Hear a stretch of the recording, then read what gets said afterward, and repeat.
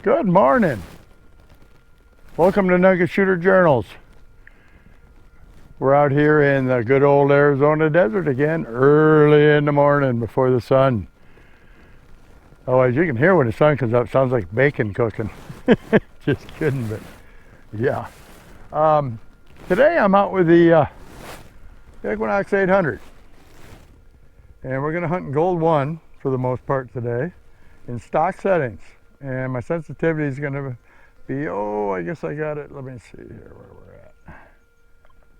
We're at about 19 or 20. It stays pretty stable out here and works pretty well for me. And I'm in a real trashy area here. And I found some gold in this area before. And some of these spots are just too trashy. It'd take me a week to dig all the trash, which I eventually probably will do. But I'm going to cherry pick a little bit today and mess around with the Equinox. I trust it completely for hunting gold. So we're going to see what it can do out here today. Wish me luck. Here we go. I don't know if you can see this or not, but this is a blooming saguaro cactus right here. And look at all those bees around those flowers. There must be a couple hundred of them right there. But all these cactus are getting ready to bloom, the ones that are gonna. Just beautiful out here. Some of the things you see just blows you away. But yeah, they're desperate for moisture or anything to eat out here right now. It's been a really dry summer. Anyway, off we go back hunting gold. The Equinox 800 is pretty cool. Like I said, there's a whole lot of trash in this wash. But when you get over what the machine thinks is a non-ferrous or a good target, it'll give you a good solid hit. And what I like to do then is I switch it over into all metal just by pushing this little horseshoe button right here. Now we'll go over it and see if it gives a negative signal. And it's a solid 8. Yep. 1 or 2 negative jumps there. And we're going to see what it is. It could be junk. Sometimes like a washer or a bolt or the head of a nail will give you a pretty decent signal like that too. Of course, we're hoping for gold.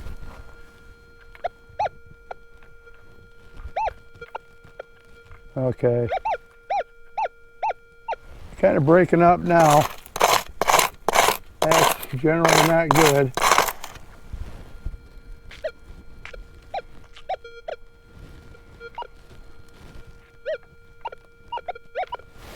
Okay, we're going back into all metal and listen to it.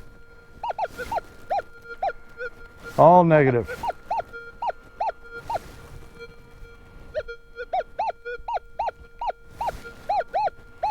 Okay, and that's gonna pretty much tell me I got the big old pick today because I'm gonna move some dirt. But I'm guessing this is trash because the machine's saying it's trash.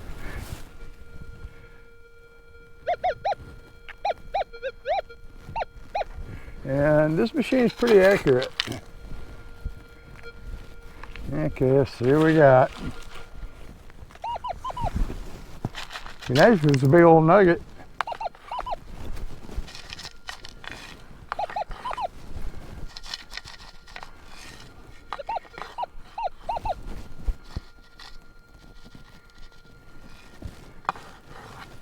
Yeah, it's in my hand.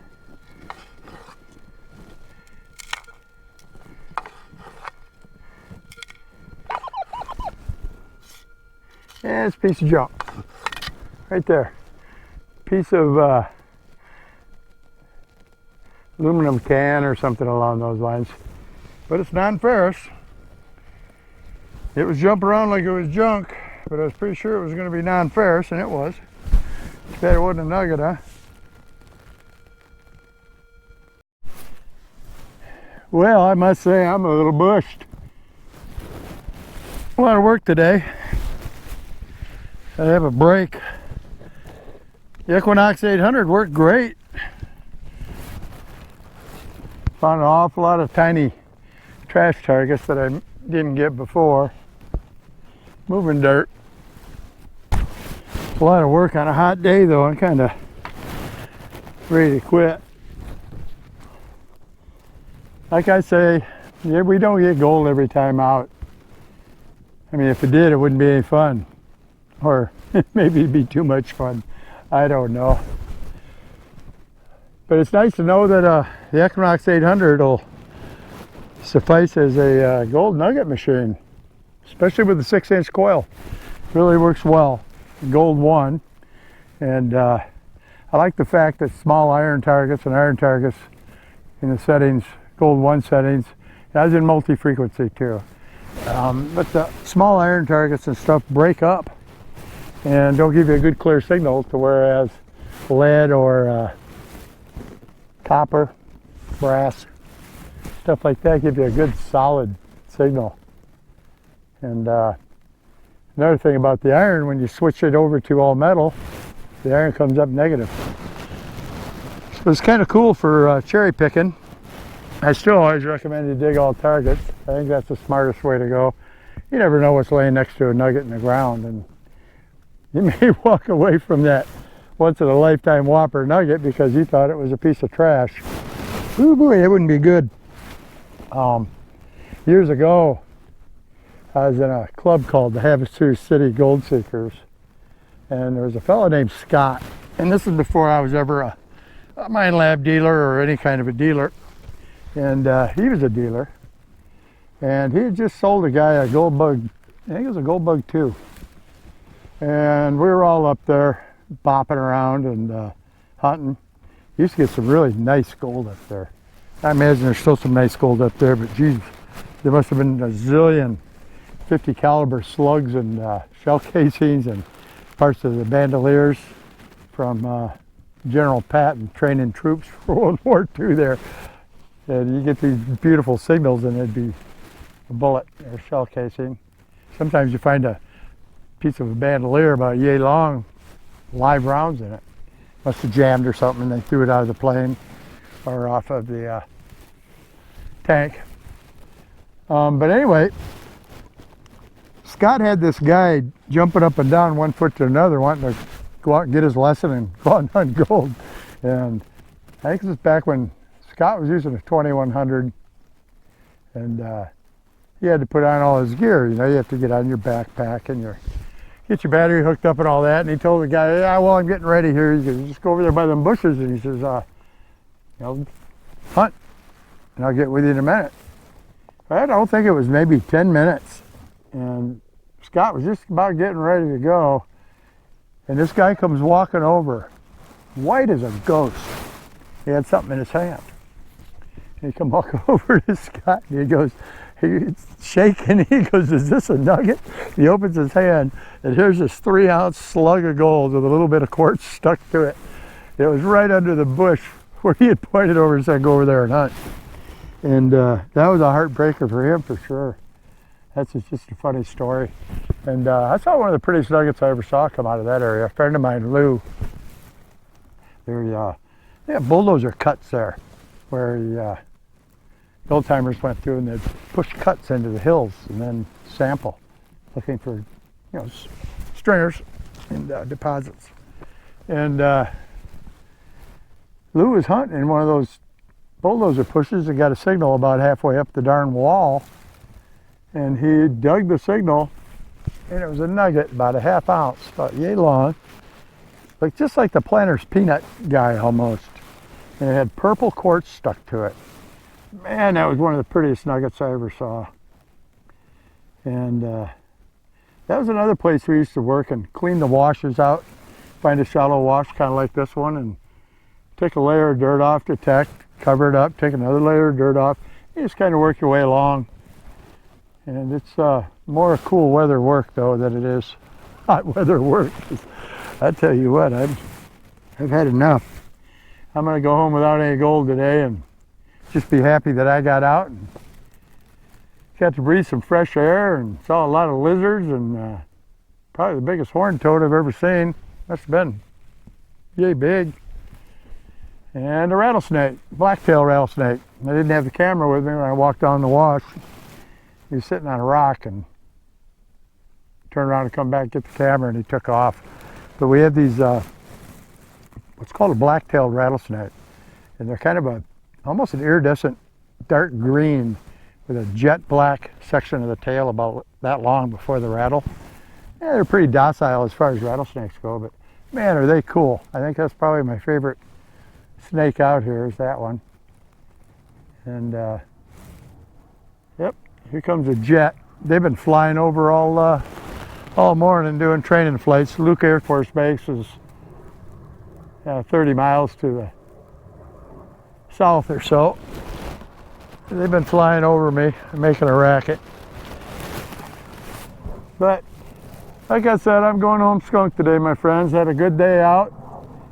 Short little video this time, seeing as how I didn't find a darn thing except trash. I'm not going to put up all those trash digs and bore you with them. This wash has really been worked hard by the old timers, and so far since I found it and got into it here, I've pulled 12 nuggets out, all little ones. I thought for sure I'd get one or two today. So I sure dug a lot of trash. Watching a lizard over there, bright blue belly doing push-ups, female watching him just over a little ways. That time of year if you're a lizard. Woot, woot. So anyway, my friends, if you enjoy watching these videos and want to learn a little bit about gold prospecting in the southwestern desert and whatever else I can get into, what kind of trouble and wandering around, like, subscribe, and ring that little bell so when I post something you don't miss it. I try to get a video up every Tuesday and every Friday, unless something happens. And I want to do a shout out to Tammy Langster, my other half, and she's got a channel called Nugget Shooterette, and it's a pretty cool channel. If you haven't found it yet, go over and check her out and subscribe. She'd appreciate it. And she puts up some pretty cool stuff too. And I just want to do a big shout out to Parlay George and a lot of other people. John Doe, he calls himself, and all my people that have joined my Patreon page and help out with these videos. I just want to say a big thanks. And we're going to be doing an outing, private outing. So if you're interested in a small private outing, check out my Patreon page, and maybe that's something you'd be interested in joining up with, and yeah, getting out and doing a little hunting with Tammy and I every now and then. And it's a little more private, and you get to see some stuff that doesn't get to YouTube or my forum or other places, some photos and some stories, and some of the videos go up early there. So it's kind of cool. So anyway, a big thanks to all of you people that watch. I couldn't do this without y'all. Simple as that. And I'm really glad these videos are helping so many people learn and entertaining the rest of you. And I'll try to keep doing them as long as I'm able. Yeah. So anyway, for now, my friends, I'm pooped out. I'm going to wander back to the buggy and head home and get a big glass of cold iced tea. It's Nugget Shooter out.